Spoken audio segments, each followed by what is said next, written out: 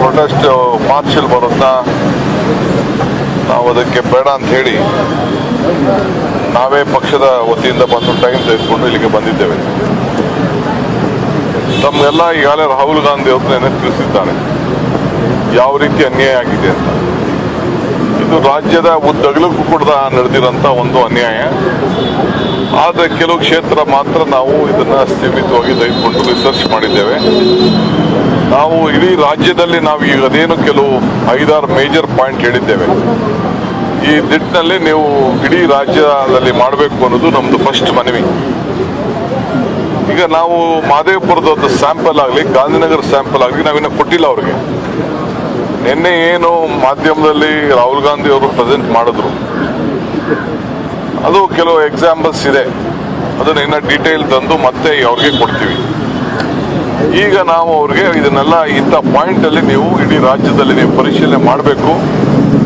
ಎಲ್ಲೆಲ್ಲಿ ಈ ರೀತಿ ಅನ್ಯಾಯ ಆಗಿದೆ ಇದನ್ನು ನೀವು ಕೂಡ ಕಂಡುಹಿಡಿದು ಇದು ಯಾರು ತಪ್ಪಿಸಿದ್ದಾರೆ, ಯಾವ ರಿಟರ್ನಿಂಗ್ ಆಫೀಸರ್ ಇರ್ಬೋದು, BLO ಇರ್ಬೋದು, ಯಾವುದೇ ಅಧಿಕಾರಿ ಇರ್ಬೋದು, ಕೆಳಗಡೆಯಿಂದ ಮೇಲ್ಗಡೆ ಅವ್ರ ಮೇಲೆ ಸೂಕ್ತವಾದಂಥ ಕ್ರಮ ಕೈಗೊಳ್ಳಬೇಕು ಅಂತೇಳಿ ನಾವು ಹೇಳಿದ್ದೇವೆ.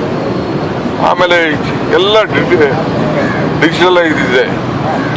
ಒಂದೇ ಹೆಸರನ್ನ 5 ಕಡೆ ಸೇರಿಸುವಂಥದ್ದು, ನಮ್ಮ ಮನೆ ನಂಬರೇ ಇಲ್ಲದೆ ವೋಟ್ ಸೇರಿಸುವಂಥದ್ದು, ಖಾಲಿ ಸೈಟ್ಗಳಲ್ಲಿ ವೋಟ್ ಸೇರಿಸುವಂಥದ್ದು, ಒಂದು ವೋಟ್ ಇಂದ ಈ ವೋಟ್ ಇರೋ ವೋಟ್ನ ತಿರ್ಗಾ ಇನ್ನೊಂದು ಬೂತ್ಗೆ ಶಿಫ್ಟ್ ಮಾಡೋಂಥದ್ದು, ಇವೆಲ್ಲ ಕೂಡ ಅಕ್ರಮ ನಡೆದಿರೋದು ಬೇಕಾದಷ್ಟು ದಾಖಲೆಗಳಿದೆ.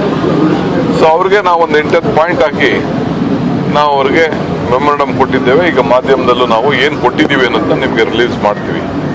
ನಾವು ಡೀಟೇಲ್ಗೆ ಹೋಗಿಲ್ಲ, ನಾವು ಡೀಟೇಲ್ ಇನ್ನೂ ಕೊಟ್ಟಿಲ್ಲ. ಅವ್ರೇನು ಮಾಡಬೇಕು ಈ ವಿಚಾರದಲ್ಲಿ ನಮಗೇನು ಮಾಹಿತಿ ಬೇಕು ಅಂತ ಅಷ್ಟು ಕೇಳಿದ್ದೇವೆ. ಸೊ ನನಗೆ ಭಾಳ ಸಂತೋಷ ಆಯಿತು. ಈಗ ಹೊಸದಾಗಿ ಅಮುಕ್ ಬಂದಿದ್ದಾರೆ, ಅವರು ರಿಸರ್ಚ್ ಪ್ರಾರಂಭ ಮಾಡಿದ್ದಾರೆ. ಹೇಳಿದ್ರು ನಾವು ಇದ್ರ ಬಗ್ಗೆ ಆಗಲೇ ನಮ್ಮ ತನಿಖೆ ಪ್ರಾರಂಭ ಮಾಡಿದ್ದೀವಿ ಅಂತ ತಿಳಿಸಿದ್ರು. ಅದು ಭಾಳ ಸ್ವಾಗತಾರ್ಹ. ಸೊ ಅದಕ್ಕೆ ನಾವು ತಿರ್ಗಾ ಡೀಟೇಲ್ ಎಲ್ಲ ಬಂದು ಯಾವ ಕ್ಷೇತ್ರದ ಏನೇನಿದೆ ನಮ್ಗೆ ಇರೋಂಥ ಮಾಹಿತಿ, ಕೆಲವು ಕ್ಷೇತ್ರದಲ್ಲಿ ಏನೇನು ಅನ್ಯಾಯಗಳಾಗ್ತಾ ಇದೆ, ಏನೇನು ಮಾಡ್ಬೋದು, ಮುಂದಕ್ಕೆ ಯಾರ ಮೇಲೆ ಕ್ರಮ ಕೈಗೊಳ್ಳಬೇಕಾಗ್ತದೆ ಅನ್ನೋ ವಿಚಾರವನ್ನು ನಾವು ಅವ್ರಿಗೆ ತಿಳಿಸ್ತಾ ಇದ್ದೀವಿ. ಇಡೀ ಇದು ನಮ್ಮದು ಕರ್ನಾಟಕದ ಹೋರಾಟ ಅಲ್ಲ, ಮಹದೇವಪುರದ ಹೋರಾಟ ಅಲ್ಲ. ನಿಮಗೆಲ್ಲ ಒಂದು ಪ್ರಶ್ನೆ, ನಿಮ್ಮದೇ ಸರ್ಕಾರ, ನಿಮ್ಮದೇ ಆಫೀಸರ್ ಕರ್ನಾಟಕ ರಾಜ್ಯದಲ್ಲಿ ಇರ್ಬೋದು, ಎಲ್ಲ ಕಂಟ್ರೋಲ್ ಇವ್ರ ಕೈಲಿ ಇರ್ತದೆ. ಒಂದು ಕಂಪ್ಯೂಟರಲ್ಲಿ ಹೆಸರು ಬಡಿದ್ರೆ, ನನ್ನ ಹೆಸರು ಹಾಕಿದ್ರೆ ಎಷ್ಟು ಕಡೆ DK ಶಿವಕುಮಾರ್ ಹೆಸರಿದೆ ಅಂತ ಗೊತ್ತಾಗ್ತದೆ. ಅಷ್ಟು ಸೌಜನ್ಯ ಯಾರು ಚುನಾವಣಾ ನೋಡ್ಕೊಳ್ತಾ ಇರೋಂಥ ಅಧಿಕಾರಿಗಳಿಗೆ ಇರಬೇಕಾಗ್ತದೆ. ಈ ದೃಷ್ಟಿಯಿಂದ ಇವತ್ತು ನಾವು ಅವ್ರಿಗೆ ಅವರ ಗಮನವನ್ನು ಸೆಳೆದಿದ್ದೇವೆ. ಇಡೀ ದೇಶದ ಉದ್ದಗಲೂ ಕೂಡ ಇದರ ಬಗ್ಗೆ ದೊಡ್ಡ ವ್ಯಾಪಕವಾಗಿ ಚರ್ಚೆ ಅವಶ್ಯಕತೆ ಇದೆ. ಈ ನಿಟ್ಟಿನಲ್ಲಿ ನಮ್ಮ ಪ್ರತಿಭಟನೆಯನ್ನು ವ್ಯಕ್ತಪಡಿಸಿದ್ದೇವೆ. ಮುಂದೊಂದು ದಿನದಲ್ಲಿ ಇದನ್ನು ಮುಂದುವರಿಸ್ತೇವೆ ಅನ್ನೋ ಮಾತನ್ನು ಹೇಳ್ತೇವೆ. ರಾಹುಲ್ ಗಾಂಧಿ ಅಫಿಡವಿಟ್ನಲ್ಲಿ ಕೂಡಿ 110 ಏನು ಅಫಿಡವಿಟ್ ರೀ? ನಾನೇ ಅಫಿಡವಿಟ್ಟು, ರಾಹುಲ್ ಗಾಂಧಿ ಅವರೇ ಅಫಿಡವಿಟ್. ಏನು ಅಫಿಡವಿಟ್ ಬೇಕು? ಈಗ ಪ್ರಮಾಣ ವಚನ ನಮ್ಗೆ ಏನು ಅಫಿಡವಿಟ್ ತೆಗೆಸ್ಕೊಳ್ತಾ ಇದ್ದಾರೆ? ನಾವು ಎಲೆಕ್ಷನ್ ನಿಂತ್ಕೋಬೇಕಾದ್ರೆ ಮತ್ತೊಂದು ಮಾಡ್ಬೇಕಾದ್ರೆ ಎಲ್ಲ ಅಫಿಡವಿಟ್ ತೆಗೆದುಕೊಳ್ತಾ ಇದ್ದಾರೆ. ಒಬ್ಬ ನಾಯಕರುಗಳು ಮಾತನ್ನ ಇನ್ನೇನು ಬೇಕು ಅಫಿಡವಿಟ್ ಹಾಕಿ ನಮ್ಮನ್ನ ಬೇಕಾದ್ರೆ ಗಲ್ಲಿಗೆ ನಾವೇನಾದ್ರು ಸುಳ್ಳು ಹೇಳಿದ್ರೆ, ತಪ್ಪು ಹೇಳಿದ್ರೆ, ನಿಮ್ಗೇನು ಕಾನೂನಲ್ಲಿ ಶಿಕ್ಷೆ ಇದೆ ಹಾಕಿ, ಯಾರು ಬೇಡ ಅಂತ ಹೇಳ್ತಾರೆ. ನಾವು ಮಾಡಿದ್ದೇನಾದ್ರು ಡಿನೈ ಮಾಡಿದಾರ ಅವರು? ರಾಹುಲ್ ಗಾಂಧಿ ಅವ್ರು ಹೇಳಿದ್ನ ಏನಾದ್ರು ಇವೆರಡು ಸುಳ್ಳು ಅಂತ ಹೇಳಿದಾರಾ? ಅದಕ್ಕೆ ನಾವು ಹೇಳ್ತಾ ಇದೀವಿ, ಅವ್ರ ಅಫಿಡವಿಟ್ ಕೇಳಿದ್ಮೇಲೆ ನಾವು ನಿಮ್ಗೆ ಇನ್ನ ಮಾಹಿತಿ ಕೇಳ್ತಾ ಇದೀವಿ. ಅವ್ರಿಗೆ ಕೊಡ್ತೀವಿ, ಅಫಿಡವಿಟ್ ಸಮೇತ ಕೊಡ್ತೀವಿ.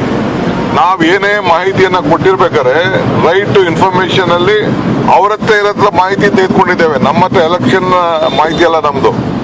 ಈಗ ನಾವು ರೈಟ್ ಇನ್ಫಾರ್ಮೇಶನ್ ಅಲ್ಲೇ ಈ ಮಾಹಿತಿ ತೆಗೆದುಕೊಂಡು ಕಲೆ ಹಾಕಿ ನಾವು ಇವತ್ತು ಮಾಡಿರೋದು.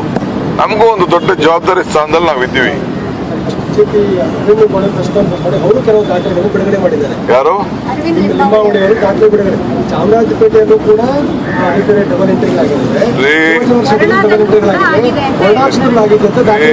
ವರ್ಣ ಆಗ್ಲಿ, ಚಾಮರಾಜಪೇಟೆ ಆಗ್ಲಿ, ಕನಕಪುರ ಆಗ್ಲಿ, ಎಲ್ಲಾದ್ರೂ ತಪ್ಪೆ. ಕ್ರಮ ಕೈಗೊಳ್ಳಿ. ಯಾರು ಮಾಡಿದ್ದಾರೆ ಅವ್ರ ಮೇಲೆ ಕ್ರಮ ಕೈಗೊಳ್ಳಿ. ವರ್ಣ ಆಗಲಿ, ಕನಕಪುರ ಆಗಲಿ ಚಾಮರಾಜಪೇಟೆ ಆಗಲಿ ಎಲ್ಲಾರಾಗಲಿ ಅದು ತಪ್ಪಾಗಿದ್ರೆ ತಪ್ಪೆ. ಯಾರನ್ನು ಮುಚ್ಕೊಳಕ್ ಬರ್ತಾ ಇಲ್ಲ. ಯಾರೇ ಆಗಲಿ ತಪ್ಪು ಮಾಡಿದವ್ರ ಮೇಲೆ ಕಾನೂನು ಕ್ರಮ ಕೈಗೊಳ್ಳಿ. ಇದು ಒಂದು PG ನಡೆಸ್ತಾ ಇರುವಂತಹ ಸ್ಪಾಟ್ ಅಲ್ಲಿ 80 ಇರುತ್ತೆ, ಅದರದೆಲ್ಲ ಖಾಲಿ ಆಗಿದೆ, ಮೇಲೆ ಬಿಲ್ಡಿಂಗ್ ಕಟ್ಟಿದ್ದಾರೆ. ಈ ತರದ ಪ್ರಮುಖ ದಾಖಲೆ ನೋಡಪ್ಪ, ನಾನು ಬಿಜೆಪಿ ನಾಯಕರುಗಳಿಗೆಲ್ಲ ನಾನು ಉತ್ತರ ಕೊಡಕ್ಕೆ ಈಗ ಅವಶ್ಯಕತೆ ಇಲ್ಲ. ನಮ್ಮ ಹೋರಾಟ ಏನಿದ್ರು ಎಲೆಕ್ಷನ್ ಕಮಿಷನ್ ಮೇಲೆ ಹೋರಾಟ, ನಮ್ಮ ಮೇಲೆ ನಮ್ದೇನಿದ್ರು ಹೋರಾಟ. ನೀವು ಒಂದು ಪಕ್ಷದ ಧ್ವನಿಯಾಗಿ ಕೆಲಸ ಮಾಡಬಾರ್ದು ಅನ್ನೋದು ಹೋರಾಟ. ಅವ್ರಿಗೆ ನಾವು ಬೇರೆ ಎಲೆಕ್ಟ್ರಲ್ ಫೀಲ್ಡ್ ಅಲ್ಲಿ ನಾವು ಕೆಲಸ ಮಾಡ್ತೀವಿ, ಹೋರಾಟ ಮಾಡ್ತೀವಿ, ಆಗ ಉತ್ತರ ಕೊಡ್ತೀವಿ. Thank you. DK ಸುರೇಶ್ ಅವರು 2 ಕ್ಷೇತ್ರದ ನನ್ನ ಕ್ಷೇತ್ರದಲ್ಲೂ ಕೂಡ ಇದೇ ರೀತಿ ಆಗಿದ್ದು ಹಿಂದೆ ನಾನು ಹೇಳಿದ್ದೆ ಅಂತ ಹಿಂದೆನೆ ಅವರು ಸೆಂಟ್ರಲ್ ಎಲೆಕ್ಷನ್ ಕಮಿಷನ್ ಹೋಗಿ ಲೆಟರ್ ಬರೆದು ಕೊಟ್ಟಿದ್ರು. ಆ ದಾಖಲೆನ ಮಾಹಿತಿನೂ ಇಲ್ಲೇ ಇದೆ ನನ್ನ ಹತ್ರ.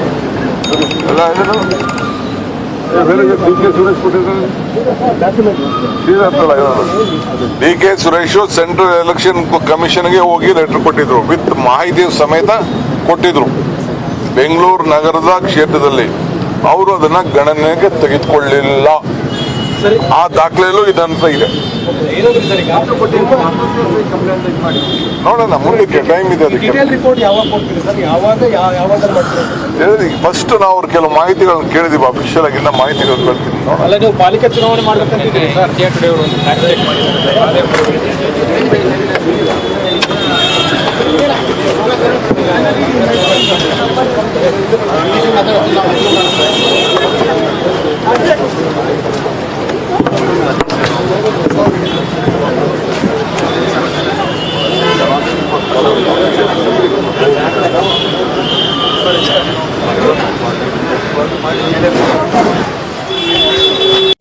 The voice of not the Congress party, the entire voice of the entire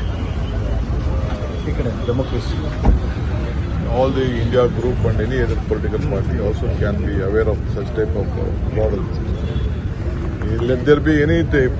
I think some of the BJP friends were telling that in some other constituency, Chamarajpet, Varna, and all these types of issues are there. Well, let it be even in my constituency also. I don't mind. Action has to be taken. Who has done the fault, guilty, and misused the political power, or whatever the power they have misused. Either it may be bureaucracy or politician. Action has to be taken. The law has to be protected. The fairness of the constitution has to be happened, and election commission should be very fair. I was very happy to hear that Mr. Amar Kumar was telling, after knowing all these things, they also have started their research team. I am so glad that they have started their research team. It is good. I'll come and meet him again with a lot of documents and evidences. For the first phase, we have asked them information to go into detail of every assembly segment which has happened like this. Then let us see.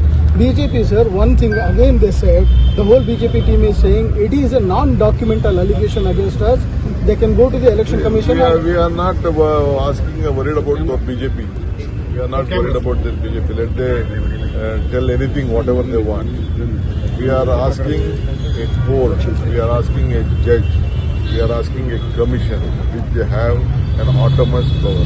We are telling them this is what is going on in the middle. They may tell that your officers are there, your staff is there, all these things they may tell.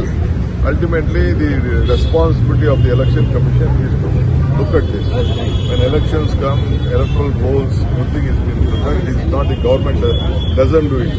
So I am telling you, even if any officer have done such type of mistake, you please take action and immediately separate the things. Congress is taking all these allegations only with the records. They have to apologize to the election commission because Congress is not ready to go to take the vote. Rahul Gandhi is not ready to take the vote. That's what BJP What is you saying. want? My voice is my vote. What I am speaking to you with a commitment and a oath. What oath you want? We have also taken hundreds of oaths.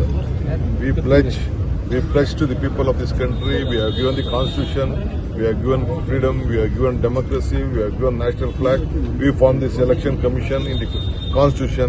This is what the Congress party has So done. when you are alleging the election commission, why BJP is reacting so aggressively? What do you smell, sir? They are showing themselves they are the part of this whole dirty game. Sir, give us just one minute.